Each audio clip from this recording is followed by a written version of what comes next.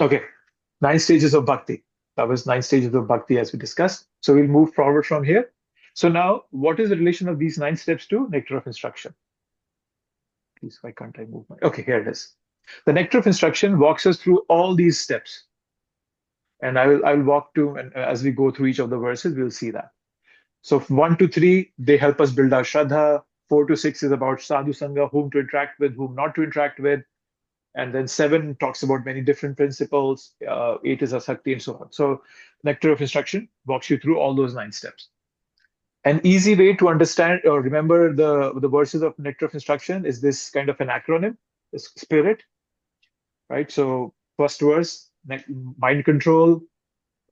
P stands for practice, interactions, relish, immersion, and then the treasure. So it walks you through the whole step.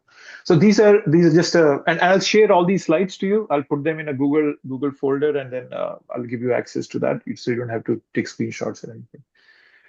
Okay, so yes, the preface. Coming to the preface. So you all pointed out many of these things. So it's conducted under the supervision of Rupa Goswami, right? So Srila Prabhupada is emphasizing that it's falling under Rupa Goswami, right? Rupa Goswami is a bhakti rasacharya. Rasa means devotional mellow. Acharya means he's a guru, he's a teacher, he's the foremost teacher. So he's bhakti rasacharya, right? And we all are Rupanugas. So that is our identity as Prabhupada is giving us. So, and Rupa Deshamrita, nectar of instruction, is giving us the tools to be true. Not just by name, but by behavior, to be true Rupanugas. Okay. So it's just Prabhupada is being very humble, putting himself under Rupa Goswami. Prabhupada started all of this single-handedly. Nobody was there. And Prabhupada started all this. So just give me a second. Just 1 second. I will return. So there are 2 iPhones. I want to know who's those. So I know one is Jaya. Who's the other iPhone? Can you please let me know?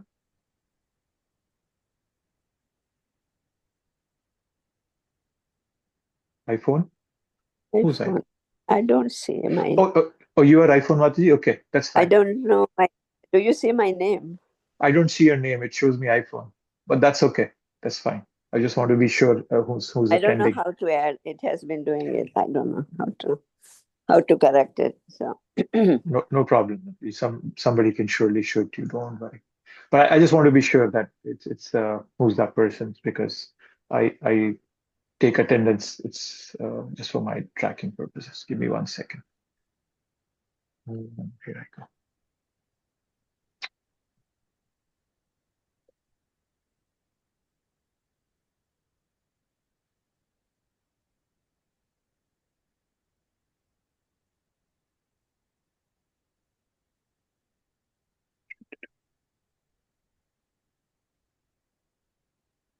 Just give me 1 second. I'm just trying to gather the attendance. Sorry.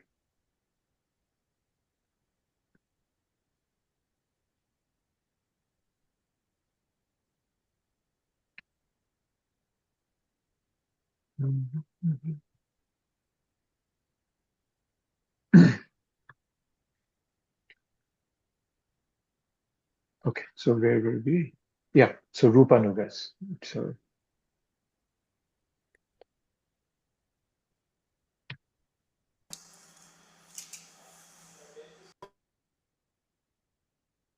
and if you're not speaking, I'll request you to keep yourself on mute if possible. That'll be great. It just helps me keep my focus. Okay, so yes, Rupanugas. Secondly, as some of you mentioned, that we must.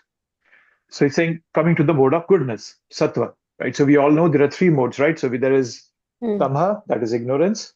There is rajas, which is passion. There is sattva, that is goodness. Right? So Prabhupada is clearly stating that by all the 5 things that Prabhupada has given us, chanting and the 4 regulative principles, help us come to the mode of goodness.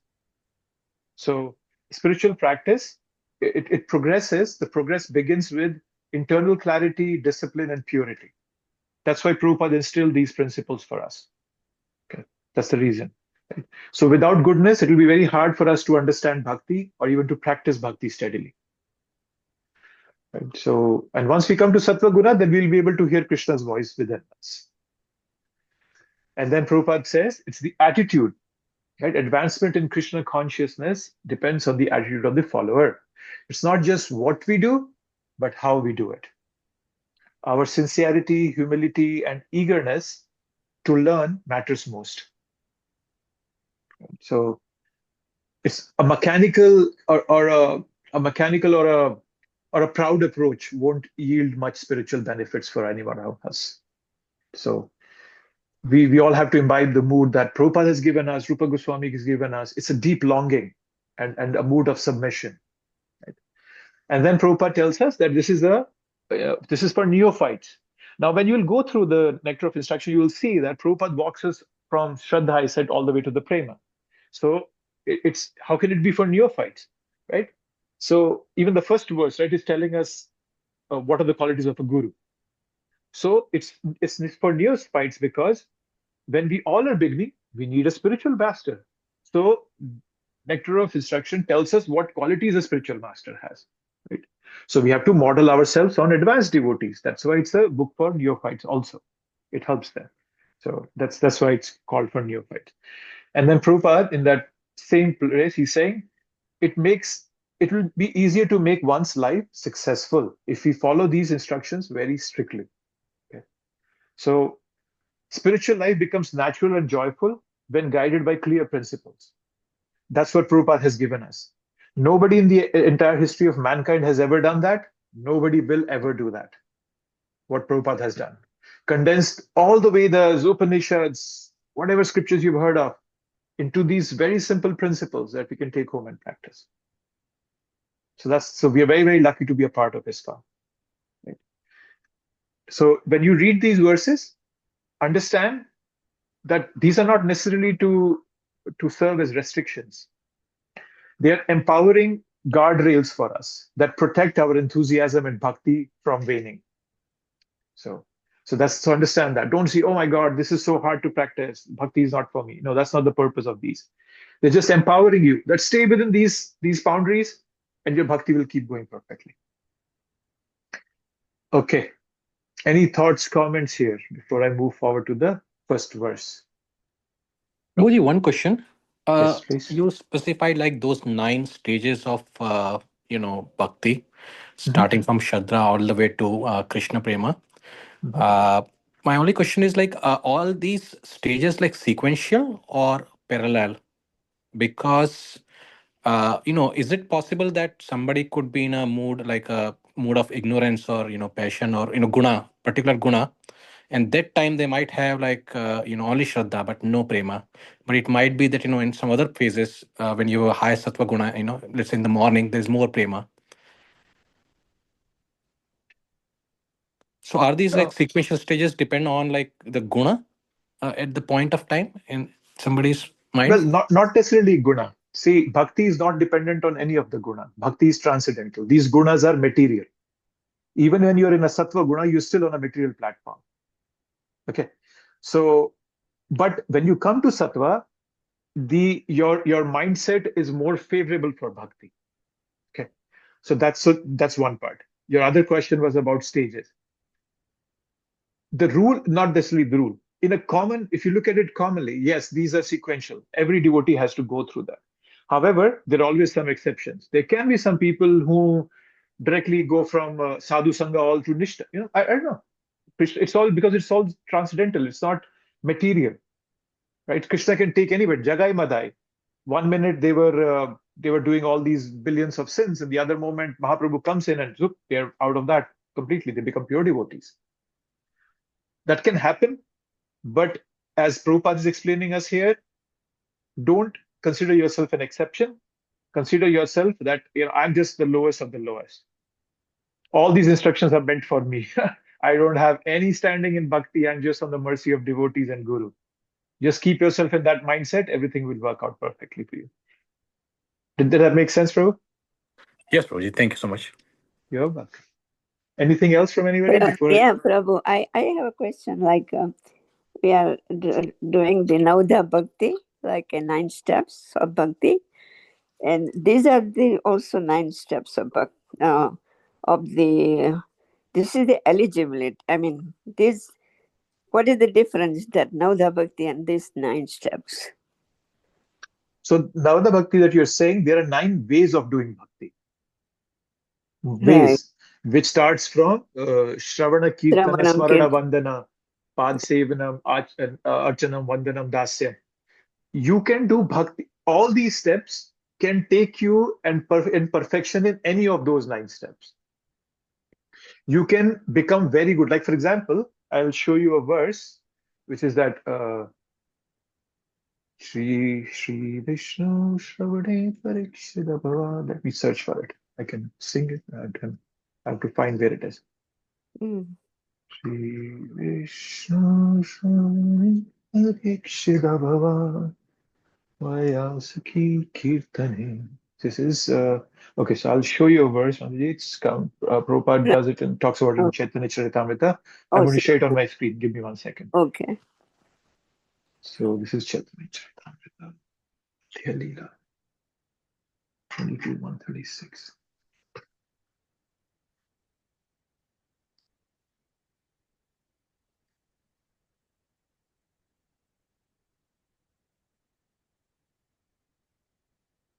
Okay, I'll share my screen 1 second.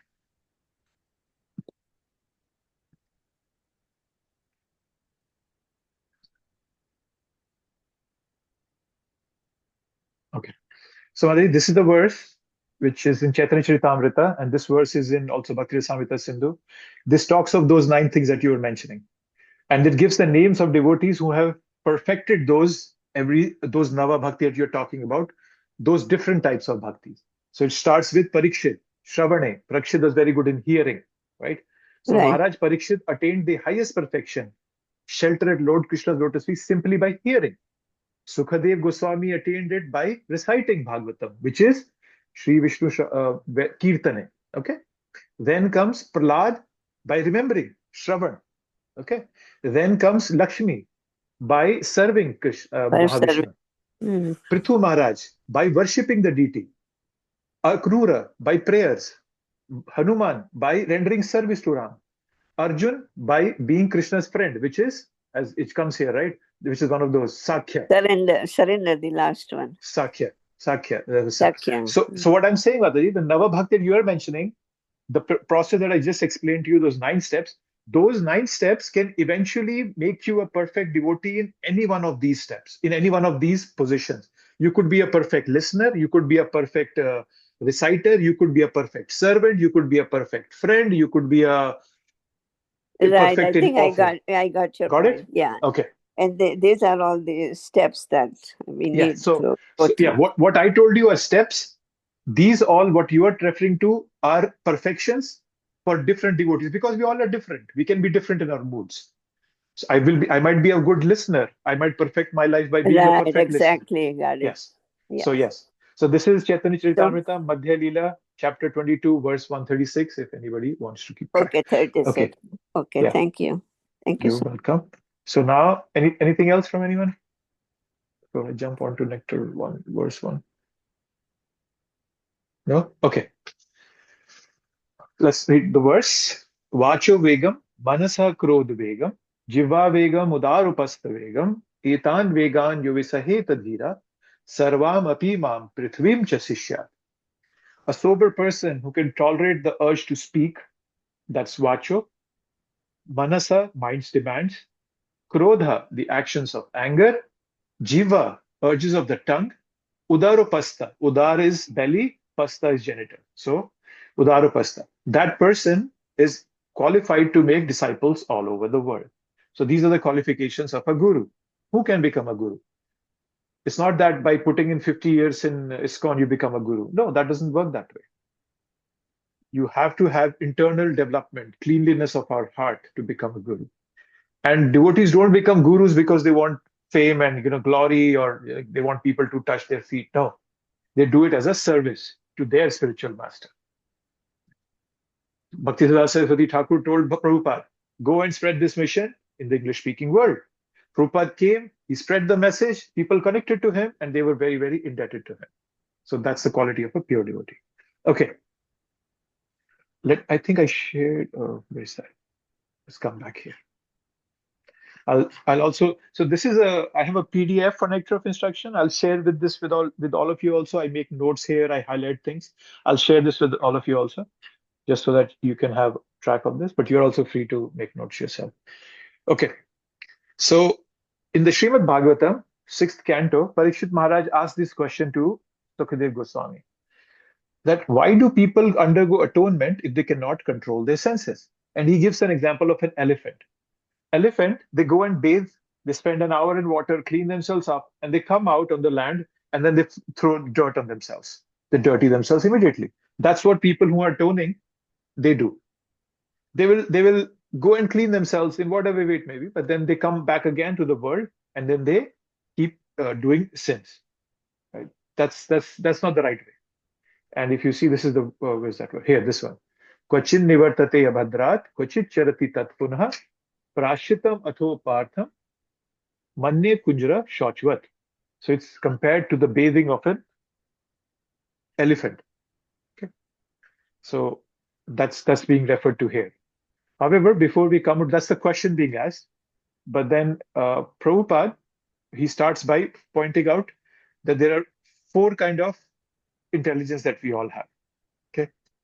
First thing is the first class intelligence person, he or she learns by hearing. You hear from law books, you hear from Shastras, scriptures, right? We hear everywhere. Stealing is not good, for example. We hear that a thief is punished if he steals. So I refrain from theft. So that's the best class of intelligence, the first class intelligence. We learn by hearing. The second class intelligent person is somebody who learns by seeing. You see a thief is arrested by the police, and you learn, oh my God, yes, the police will catch me. Fine. Third class intelligence person is who learns by experiencing. I have to be arrested and punished for stealing before I learn to not steal. Right? And then is the fourth class intelligence, which is the lowest, a person who doesn't even learn after experiencing. I might have experience of everything. I might have stolen something, caught by police, gone to jail. I come back out and I still start stealing again. Right? So that's what the fourth class intelligence people are, the ones who are being referred to here as who are doing atonement. Okay, so 2 words that you have to keep in mind. And the Sanskrit is pashyatap and prashchit. Pashyatap is repentance, inner feeling that I have done wrong and I won't do it again. So that's pashyatap. Then the other hand is atonement, which in Sanskrit is called prashchit. Prashchit doesn't guarantee, is not, so prashchit might or might contain repentance, but most of the time it does not contain. So atonement is just a superficial thing. It doesn't lead to inner transformation. Right? So Prabhupada is referring to a discussion between Sukadev Goswami and Parikshit Maharaj. And so the gist of the discussion that they were having is that you cannot just superficially atone for something and then go back and doing again. No, you have to have repentance in your heart that you don't do it again. You have to keep that repentance in your heart. Right? So you have to find out that, yes, I'm trying to control my senses, but what makes me lose control? Atonement is not the right process. It's a mockery, actually. So it's kind of a way out of devotional service. You're thinking that I'll do whatever nonsense I want, and then I'll go back and just go to the temple and say, Krishna, I'm sorry. And then again, I go back to the world and I start doing that nonsense. So we don't do that. However, Krishna is not expecting perfection from us. Krishna is expecting sincerity from us. He hopes that whatever you're doing, you're trying your best at it. Yes, I try to control my senses, I cannot. But I genuinely am trying to control them. Krishna has no problem with those kind of people. However, Krishna has a problem with those people who pretend to be controlling their senses, but down deep, they have a deep desire to enjoy. Then Krishna doesn't like it. Then Krishna moves out of the picture. For a devotee who is trying hard to control his senses, Krishna helps that devotee. Krishna says this in the 9th chapter of Bhagavad Gita. Api chetsu duracharo bhajante mamananne bhak sadhureva samantavya samyak vivasito hisa. That somebody who's done the biggest sin, if he's my devotee, consider him very saintly. but Krishna is referring to somebody who is unwantingly, unknowingly doing something wrong. So that verse is specifically those people. Okay. So understand that. So that's what Prabhupada is starting here with the purport. Okay. And then Prabhupada will walk us through all the steps of the six things that have been mentioned here. Okay. So I talked about this, the four intelligence. Okay. So the 5 things that we have here, and Prabhupada has given examples for each one of them, and he's talked about each one of them, the problem and the solution, problem, solution. He'll talk about all of them. Okay. So let's just walk through it. The first is the urge to speak. Right? So what's the problem here? I find an opportunity and I start speaking nonsense. And the analogy that Prabhupada is giving is of the toad.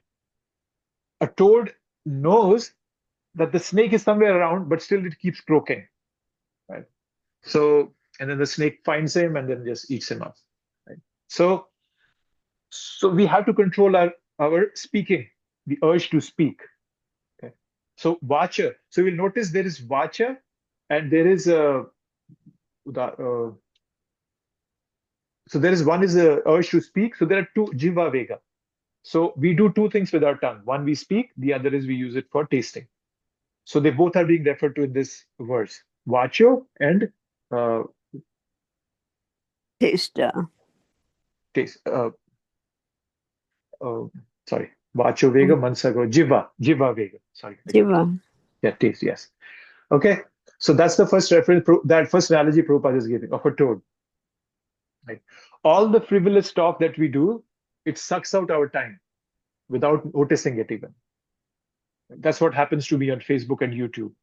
I go to see one video and I get sucked into it. An hour later, I realize, okay, I've lost it. My mind just walks away with it. So that's a problem right there. So what's the solution? Krishna Katha. We cannot keep silence. That's not what Prabhupada is asking us to do. It's our natural urge to speak. Right?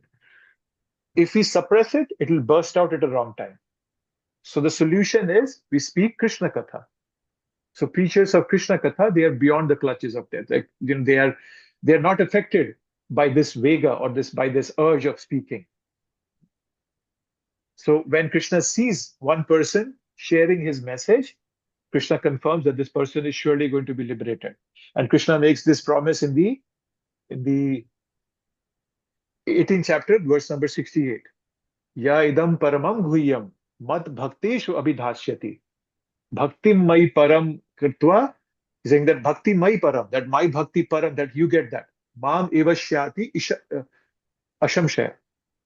Yes. So Krishna is making a promise that who spreads my message, who explains this knowledge to others, is surely going to come to me. So use that urge to speak, not for nonsensical things, for Krishna Katha. Okay, that's the first urge. Urge of mind, manasa. Okay. So what's the problem with the mind? So mind is very fickle. It's very restless. It's far more active than my tongue, actually. And it's the nature of the mind. It's fickle. Right? And Prabhupada says you cannot create vacuum in your heart. There are many yogis who will come and preach to you. Clear your mind of your thoughts. That can never happen. The job of our mind is to think, how can you clear your mind of thoughts? And even if you're able to clear off every thought from your mind will still have that thought that there is no thought in your mind. So you understand that. So the urge of the mind, it will attract anarthas. Right? It's a devil's workshop, as they say. Empty mind is a devil's workshop. But then we can't freeze the mind, right? So what does Prabhupada say? Solution is to meditate it on the lotus feet of Krishna. Right? So when a child is restless, a mother gives the child some toys instead of letting him play with some dangerous items. A kid comes into the kitchen, picks up a knife, or picks up something hot. But no, mother goes, you sit here, you play with these toys, right? So same way, we have some so-called toys that we should engage our mind in, not let our mind go into those dangerous things, right? So bring Krishna into everything in your life. Right? And Krishna and Prabhupada, when he started the Back to Godhead magazine, he says Krishna is light, Maya is darkness, something like that. I don't remember the exact words, but that's what he says. Krishna Surya Saman, Maya hai andhakar. That's what it is. So Krishna is like sun and Maya is like darkness. Yaha Krishna, taha nahi Maya radhikar. But where there is Krishna, there will be no darkness. Right? So we have to find activities which absorb us most in Krishna's service. My absorption is not Krishna or my Guru's responsibility. It's my responsibility. A doctor cannot be there for you the whole time. Prem Dham, did you take your medicine? Or did you go for a walk? I told you to do that. No, he cannot do that. He can give me an instruction, write it down. Whether I follow it or not, that's my responsibility. Absorption is your responsibility. Okay? So that's something to keep in mind. So that's it. Meditate on Krishna. Then comes Krodha, anger. Okay, yes, please. There's a hand up. Did I see a hand up? Yes, Gandharvika, you have your hand up? Hare Krishna. Oh, Hare sorry. Krishna. Can you hear me? I'm on my phone. I'm not very steady. So, when it comes to manas, the mind, the entire yoga practice is about to still the vritti of the mind, right? Yoga chitta, vritti, nirodha. So they suggest all those Ashtanga steps, like 8 steps of yoga, 8 limbs of yoga. Asana, pranayama, yama, niyama, all those stuff.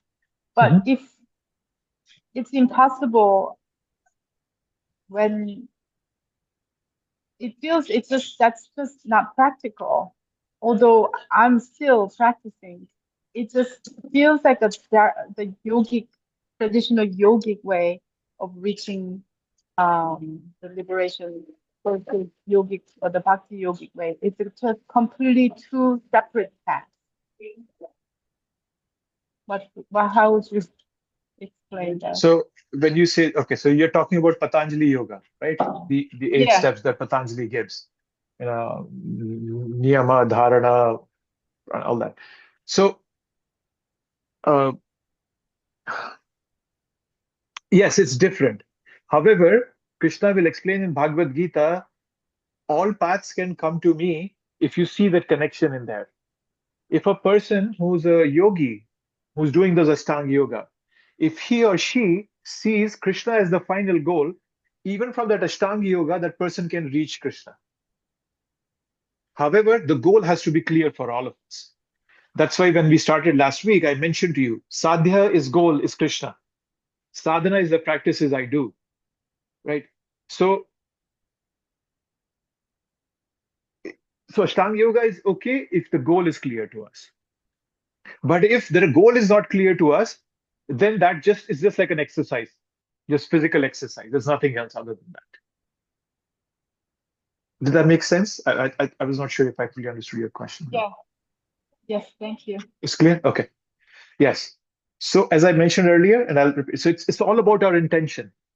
Krishna is Bhava Grahi Janardhan. Bhava means intention, Grahi means to take, Janardhan means Krishna.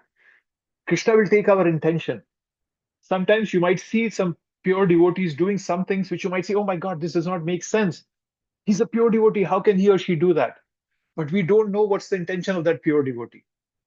So we should not criticize. But then Krishna knows what's this pure devotee's intention. And Krishna takes that.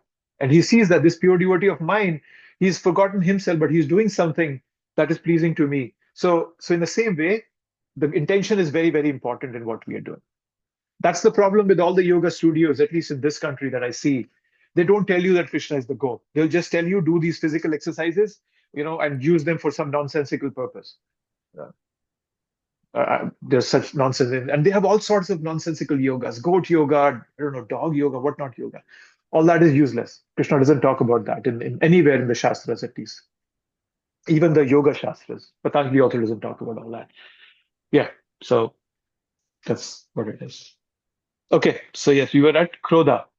So we said Krodha, we cannot stop Krodha also, right? It cannot be stopped altogether. We can stop, we can control it, but not altogether. Right? Everybody feels angry. Right? So there is always a line between am I using anger in Krishna's service, or am I using anger in Maya's service? Maya means material nature, right? And how can we know that? We can know this by our motivation and outcome. That can tell us what are we using the anger for. Sometimes I desire that I should be, glorified for the service I'm doing, and if I'm not, I get angry. So that clearly shows that I'm using anger in the service, in Maya's service of material nature, not for myself, not for my guru, not for Krishna. I'm not using it for that. Hanumanji is a positive example that Prabhupada gives in this verse. Right? So he put fire to the whole Lanka in anger, but he was doing it for Lord Ram's service. And also, anger is not very good, because by anger you can hurt other devotees. You can hurt other devotees' moral, their motivation to do bhakti. We all are, down deep, we all are fearful. So we have to be very careful how we use our anger. So what's the right use? I gave you an example of Hanuman. So use it against blasphemers. Right? Sometimes we have to speak strongly to be taken seriously. We as devotees, practicing devotees, should try to avoid anger. But if there are some we're seeing that which is with people who are blaspheming, probably our guru, ISKCON, Prabhupada, and we can share our anger with them. Obviously in a controlled way and according to the time, place, and circumstance. So please take care of that. But so we use it systematically. Right? We don't just let our energy get out of hand. So Hanumanji is one example.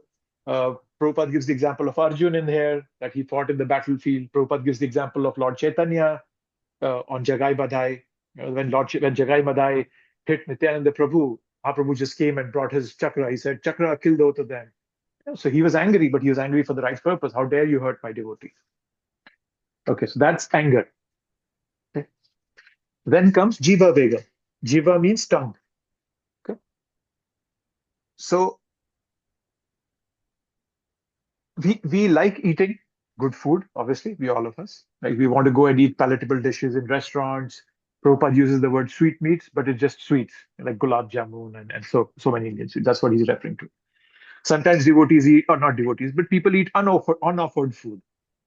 Sometimes we eat at unscheduled times. We wake up early in the morning and, I'm hungry, I want to eat something. So these all are problems. Jiva Vegam, and then Jiva and Udar. Udar means the stomach. You can kind of combine both of them, because tongue is basically it going to the stomach. So yeah. So that's what it is. So Udar and tongue, you can compare with them. So controlling at a material level is not practical. We have to rise to a level of consciousness, a higher level, right? So we have to learn to resist. But what does resisting mean, right? We have to use this control our tongue, not for showing off, but for spiritual advancement.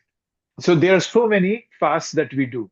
We do fasting on Ekadashi, Janmashtami. Today was Bhaktisiddhanta Saraswati Thakur's disappearance day. We fasted for half a day. So the purpose is not to become, let's say, I'll lose weight.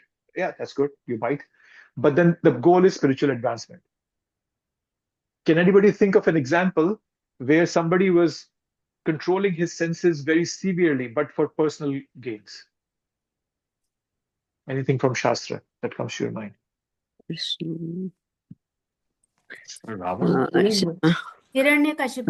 Haridas Thakur. Hiranyakashipu. I was not a devotee. I was asking about a demon. Hiranyakashipu, yes. So Hiranyakashipu was doing such austerities that even the demigods demigods in heaven were afraid. What's going on? There was so much heat coming out of him. Ravan also, right? Ravan also, yeah. Yeah, Ravan also did it. Yes, they both were doing it, but they were doing it for material gains. So that's not the kind of resistance devotees do. And also in this one, you'll see that Prabhupada also is referring to Bhaktisiddhanta Saraswati Thakur, his guru, his purports also. Bhaktisiddhanta Saraswati Thakur also wrote a purport on this verse. So Prabhupada is also going to refer to that, right? So here when it talks about tongue, he talks about there are 6 types of demands that he's referring to here. Sorry. People like so Bhakti Saraswati Thakur is saying that people like to eat meat, they like to eat spicy food. Some say sattvic, intoxicants, and whatnot. So yeah, then all that stuff. So these are the things that are the challenges of the tongue. But let's keep discussing it. Yes. So there are so many things by which our tongue can deceive us. So how do we control it? By eating prasadam, by eating food that has been offered to Krishna. However, the bigger question is does prasad remind us of Krishna? So we have to remember Krishna when we are eating prasad. We have to remember Krishna when we are fasting. If not, it doesn't bring us much benefit. Right? Sometimes when we are fasting, we criticize others. Oh, look at them, how much they're eating. That's your ego feasting. You are fasting, but your ego is feasting, having fun. So don't do that. So purpose of fasting is to focus on Krishna exclusively. Right? So eat Krishna prasad, eat at the right times. Don't eat unscheduled times. Okay? Don't eat too much, don't eat too less. Krishna says this in the 6th chapter. Nati Ashnatas. I forgot the verse. The 16th verse of the 6th chapter. Right? So don't eat too much, don't eat too less. So there's no possibility of becoming a yogi if you go on the either edges. Okay? That's about jiva. Then there is the urge of genitals. Right? So we might take sex as a, how do you say it, something that's fun or enjoyable, but actually if you notice, sex actually makes us co-creators with God. Right? You can bring a new life into this world by that activity. However, in today's world, this incessant glamorization of this activity, it has just made it very trivial. It's just become very, very commonplace. Like, oh, this is just something very common. It's used as a fun activity, but that's not the use of it. People are actually judged on their capacity to have on this bodily platform, which is very, very, very tamasic, in a mode of ignorance. Right? So there's an urge of genitals. Right? So how do we take care of that? Is by bringing in Krishna conscious children. Krishna himself says, Kamo asmi bhartar shabha, that dharma viruddha bhuteshu kamo asmi bhartar shabha. That comes in the 7th chapter of Bhagavad Gita. So he's saying, I am sex desire that is according to the principles of bhakti. So that's how you control genital. Okay. So okay. So that's here. Yeah. So that's Prabhupada's purport. So let's just quickly go through what Bhaktisiddhanta Saraswati Thakur is also saying in his purport. Some very similar things, but let's just quickly walk them. What he has done, he slightly made a distinction in a separate way. He has divided these 6 urges on the level of speech, mind, and body. Okay. And he's talked about speech being, we all do all this, prajalpa, talking unnecessarily. That's prajalpa. And he's given a similar solution as being Krishna Katha. That you use it for Krishna Katha. Right? So then he talks of mind. So if we don't restrict our mind by the principles that Prabhupada has provided us, we'll have unrestricted attachment. And when that attachment is not fulfilled, we'll become angry. So that's the way it happens. Attachment, unfulfilled attachment takes us to frustration. So we have to control ourselves that. And then tongue, he's talked about these 6 different kind of foods that we eat. And he says that our tongue is the most voracious of all of the senses. And if we don't control our tongue, our senses cannot be under our control. Right? So when we say our prasadam prayers, they basically indicate that we all are suffering. Sharira vidya jal. It says our body is like a jal. It's like it has caught us in a prison. Right? And then we are thankful for the prasadam that we have been given. Prasadam is transcendental, but we also have to upgrade our consciousness. The consciousness can be tamasic. Right? It can be rajasic. So we have to be careful of that. When early on when I joined ISKCON, I was surprised because I was born and brought up in India. And for me, prasadam was something very little you get at the temple, something very, very like sweet balls or something, very tiny things. But I came here and I saw in the temple there was pizza as prasadam. So that gave me a shock there. Right? But then you have to understand that prasadam is not a cultural commodity. It's a spiritual principle. So yeah, anything can be converted to prasadam. Right? Obviously, Krishna does not want to eat the body of his own children, so meat is never a prasadam. So we don't offer anything, meat, fish, or eggs to Krishna. So in a common place, so we have to be clear what's good for our bhakti and what's not good for our bhakti. Okay. So devotees, they don't get proud by controlling their senses. They understand that this is all meant for service of Krishna. Okay. Attaining self-mastery is not about pride. We have to take care of this body, but we have to take care of this body in use for Krishna's service, in use for Guru's service, in use for Prabhupada's service. Understanding it that way. So all these urges that we are being asked to control, not for looking better, losing weight, no, not all that, all for Krishna's service. Okay. So Prabhupada ends by telling us. Yes, was there a question or something? No? Okay. Okay.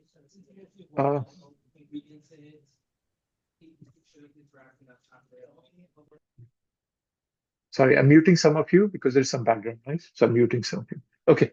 And Prabhupada ends by giving us this verse by Prahlad Maharaj. Okay, so he's saying, Matir na Krishne parata sotova, mitho abhipadeta graha vartana, adanta gobhir vishatam tamishram, punha punas charvita charvananam. In this, for those who have decided to continue their material existence in this material world, for the gratification of their senses, there is no chance of becoming Krishna conscious. Not by personal endeavor, not by taking instruction from others, or by joint conferences, by personal and instruction, by joining both of them. We will continue to be dragged by our senses into ignorance. So we'll keep doing the same thing again and again. And that's what we all, not we all, but in general, this world, people are doing here. I didn't find something good in this. Probably say something good in this. No, then we move on to the next. Why does Apple come out with a new phone every year? Because it's telling us, oh, you might have got bored with the older one. I have some newer version. I have these fancy features in it. Because that's never meant to bring us happiness. And Apple knows that. So they're just giving us slightly better things every time. Oh, this will make you happier. Take this. And then you have a huge line standing out of Apple's outside of Apple stores to buy this new phone. Right? So Prabhupada is clearly telling us in this report that you can either serve Krishna or you can serve matter. So what you have to do is, as Prahlad Maharaj said, Matir na Krishna. So he's saying Matir means our intelligence. Na Krishna means it's not attached to Krishna. So you just have to make it attached to Krishna. Right? So Mahaprabhu would give this blessing to devotees, Krishnair Matirastu. Right? That may your mind be attached to Krishna. Actually, Deenbandhu Prabhu was there on Sunday, and I got a book signed by him, and he wrote that, Krishnair Matirastu for me there. That means that may your mind be attached to Krishna. Right? So Prabhupada is quoting this. We should not chew the chewed. We have to purify ourselves. Our material senses right now, they cannot appreciate what Krishna is, his pastimes or whatnot. Right? So we have to use this, as I was saying, tongue is the most important and the most voracious of our senses. Right? We read this in the Chaitanya Charitanya. Atha Shri Krishna Namadi na bhaved grahan indriya sevon mukhe hi jivado swayameva spurtiyada. Material senses cannot appreciate Krishna's holy name, form, qualities, pastimes, nothing. But then when a conditioned soul like me, he's awakened to Krishna consciousness and renders service using one's tongue. And how do we render service out by tongue? By chanting and by taking Krishna's prasada. The tongue gets purified and all our senses get purified. Okay, I'll take a pause here. I've been speaking for a long time. see if anybody has any questions, comments, thoughts on this purport. Anything I missed in the purport or something if you have. Prabhuji, can you please define chewed the cheek one more time? Chew the chewed, yes. So chew the chewed means, for example, in India, you must have had sugarcane juice. They take the sugarcane, push it in the machine. Juice comes out. Then they fold it, put it back again. More juice comes out. And then they fold it a third time to take more juice out of it. And even after that, they throw it aside. And then the dog comes and starts licking it, thinking there is something in there. That's what we are trying to do in this world. I try to extract all the juice out of it, trying to think, oh, this will give me all the happiness. But there is no satisfaction anywhere in this material world. Nothing.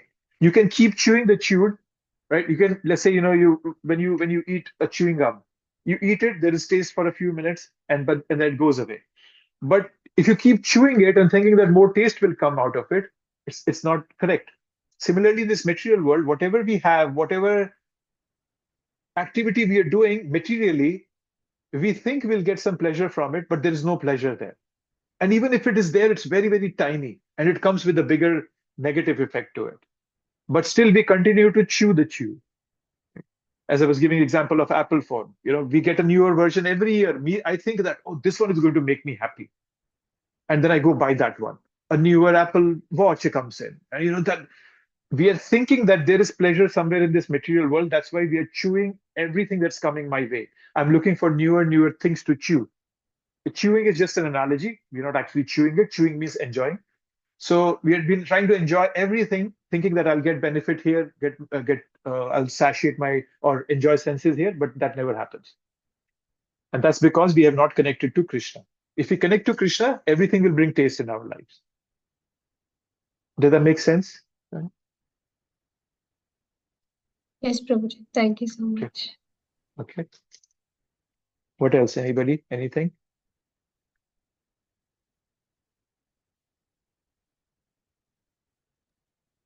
Can you hear me? Yeah, you can. Yes, hear I can hear you. Yes. Yeah, I have one question about the agitation of the mind. And is that education of the mind? No, agitation. Like agitation of the mind. Yes. Mind. Yes. Is there are two kinds of agitation, like restlessness, fickle, and what else? Anything Madhuri, else? our mind is permanently agitated, however categories you want to put it in. But yes, it's always restless, fickle. It's always fickle. It's trying to move from one place to another. Yeah, there are no categories defined for mind. I just gave you two of them, restless and fickleness. But there are so many others. For example, our mind is very prone to be into illusion. For example, Prabhupada told us that we all have those 4 defects. Those are defects of our mind. We have an illusion propensity. We have a cheating propensity. So all that is also agitation of the mind. So yeah, they can be more than just restlessness and fickleness, as I was saying. Okay. Yeah. Thank you. But the goal here is not, Prabhupada is not explaining the qualities of a mind that has been that's engaged in material world. He's just telling us that control the mind. Krishna also says that in the 15th chapter, Krishna says that in the 3rd and 4th verse, that he's talking about a tree, inverted tree, like a material world. He says, don't try to understand this world. Just get detached from it. Attach yourself to Krishna. If you try to understand everything that's happening in the world, you'll spend millions and millions of lifetimes, and still you'll not be able to fully explore this world. Yeah. We don't have to do that. I still have to learn about the upside down tree. We'll come to when we come to Bhagavad Gita, we'll read that. Yeah. 15th chapter. Okay. Anything else? Anyone? I think some Mataji asked about this Ashtang Yoga.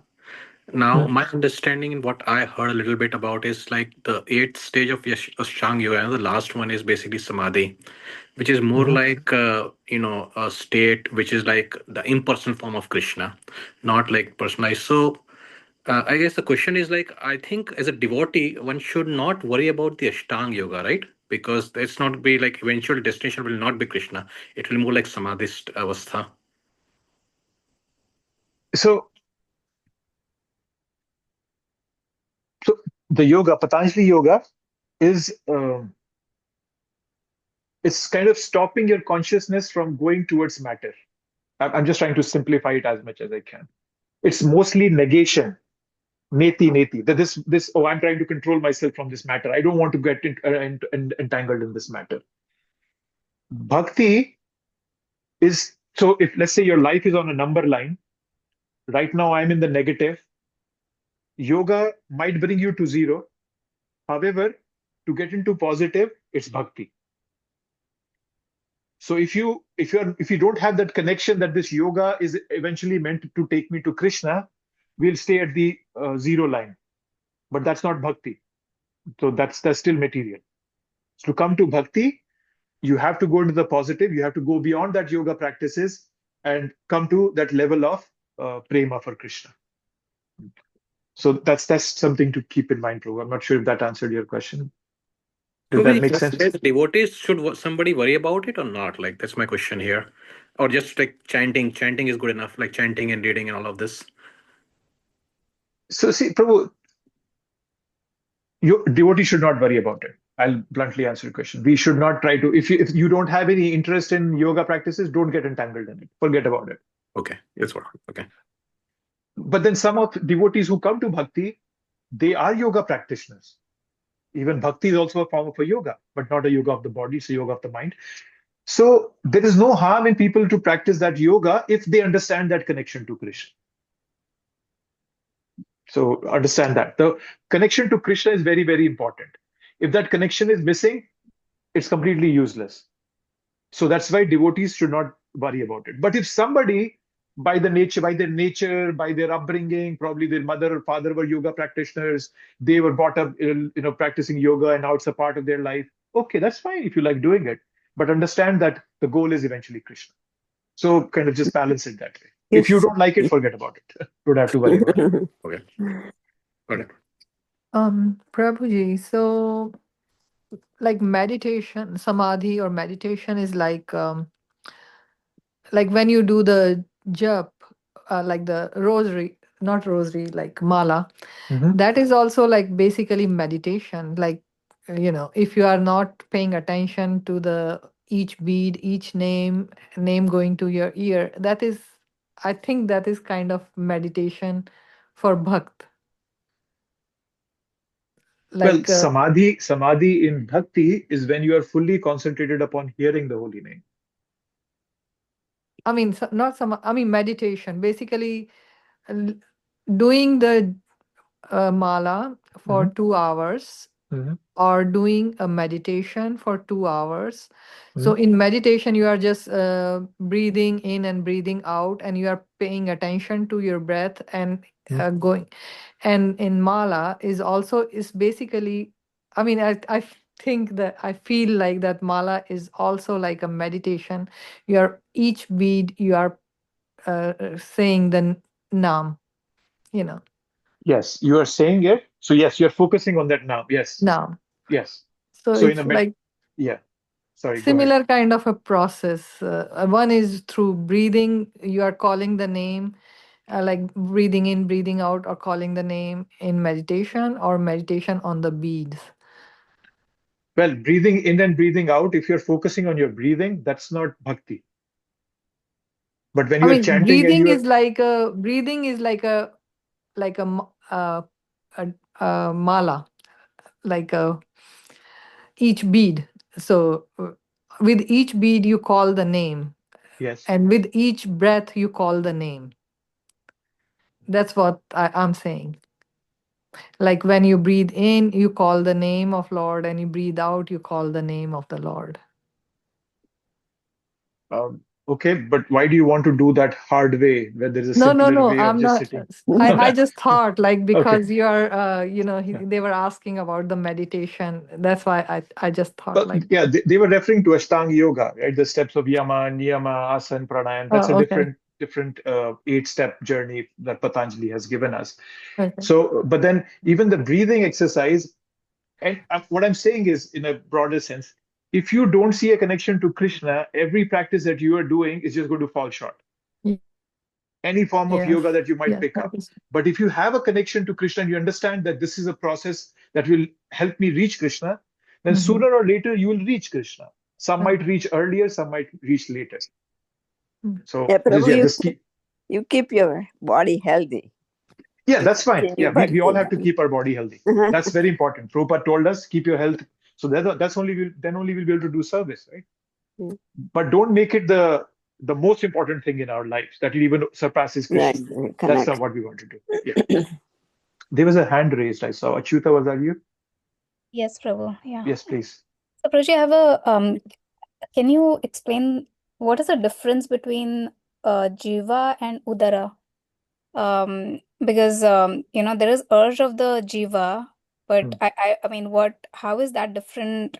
Or basically, what is what is the urge of the udara or stomach, and how do we differentiate those two urges? Urge So of the udara is of the tongue, right? So how to say it? Jiva is the tongue. jiva and Sorry, jiva is the tongue. And Yes, jiva is Udara is the belly. udara is the belly. Yes, right. So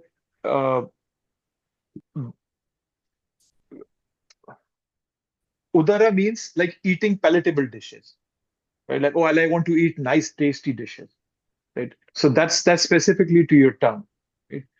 And udara coming to your belly means you want to fill your belly up.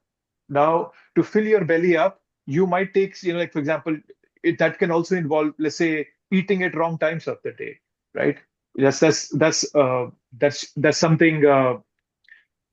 So basically, udara, when I talk about the tongue, it's talking about quantity, to eat quantity. So udara vega means to eat quantity, lot of food, filling up the belly. Whereas the jiva is more about tasting.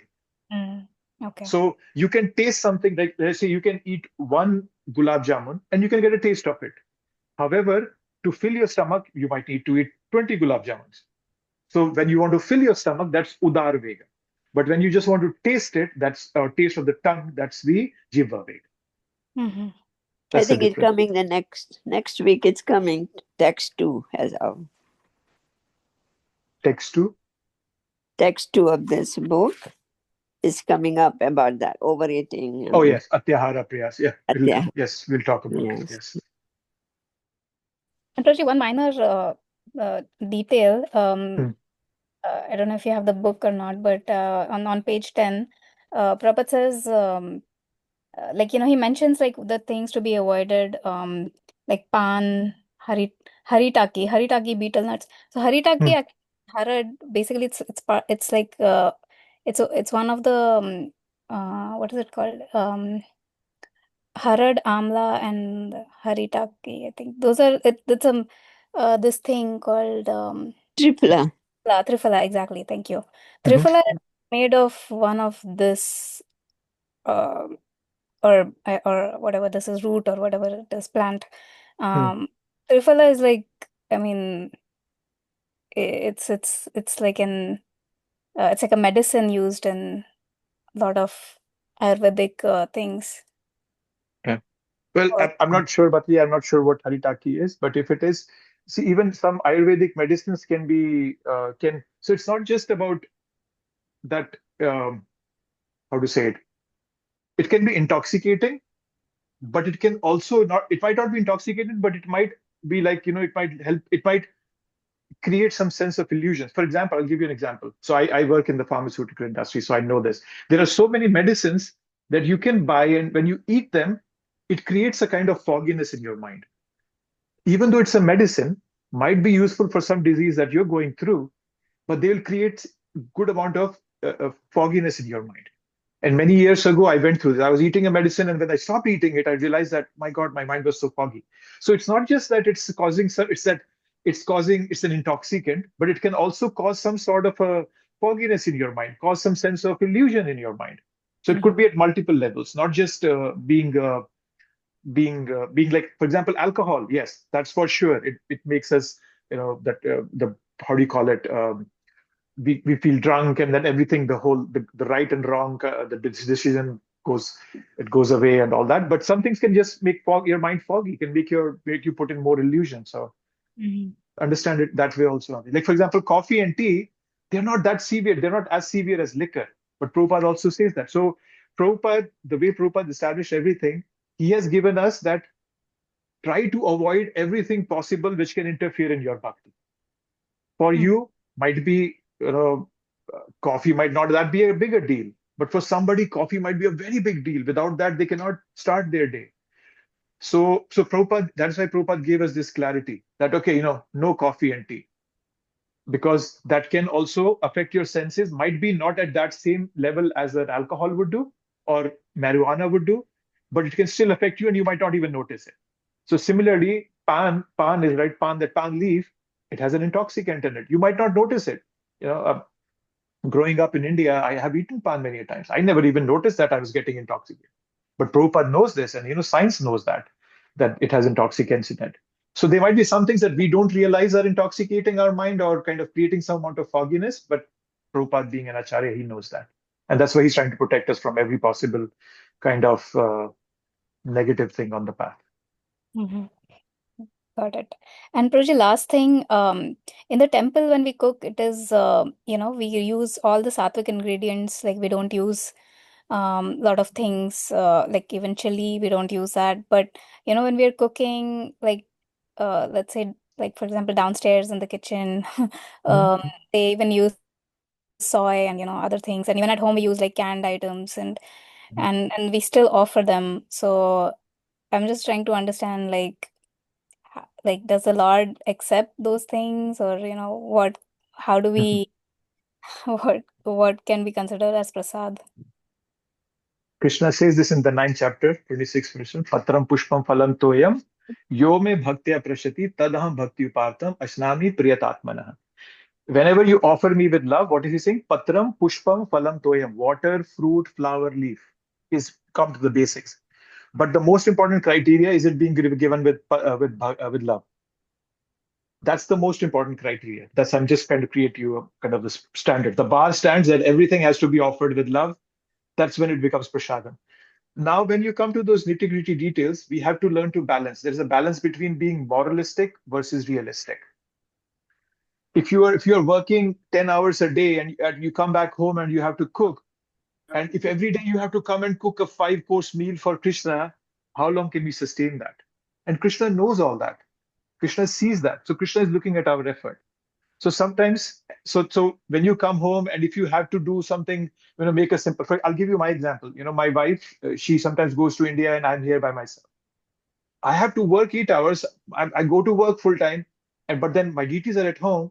I come during the lunch break. I drive all the way from work, and then I cook something for Krishna. It might not be not as perfectly cooked as my wife cooks it, but Krishna, I hope Krishna accepts it. He accepts it because I'm making it out of love for him. So the loving part is the most important part. Then when you say refer to the temple, we are feeding people who are not necessarily devotees, who are just coming to this practice. We want to attract them. For them, we'll cook as much palatable things as we can. Prabhupada actually wanted everything to be cooked in ghee for the people who come to the temple. So there's a different mindset. We want to attract the people to come to the temple, come to see Krishna. So there can be a different purpose of cooking. Probably why are we using so many spicy food? And sometimes we cook food like, pasta that's rich in cream and whatnot. That's to attract people. So everything has a different purpose. Your home deities, temple deities, that is when you cook upstairs as sattvic as you can, because that's being given to Radha Madhav. Downstairs, the cooking is for devotees. So it has to have a different flavor to it. Might not be, Krishna can eat anything. When I say eat, means like vegetarian. But then when devotees come and you start feeding them, then they'll stop coming. Or, at ISKCON, they only feed khichdi. And that too, there is no salt in it. They won't like it. So there's a different purpose behind at every level of cooking for Krishna. Did that make sense, Thank Sanjay? Yes, Prabhu. Yeah, thank you. You're welcome. But at the end of the day, it's the intention behind it, the love behind it. Krishna accepts everything. He will accept it, even if it's not been properly cooked. There is example in Shastra, Mahabharata. Krishna comes as a messenger to Duryodhan. And Duryodhan comes, Krishna, come to my house. I have cooked 108 meals for you, different meals. Krishna says, no, I'm not coming to your house. I have an invitation somewhere else. And where does he go? Vidura's house. Vidura is not even invited him.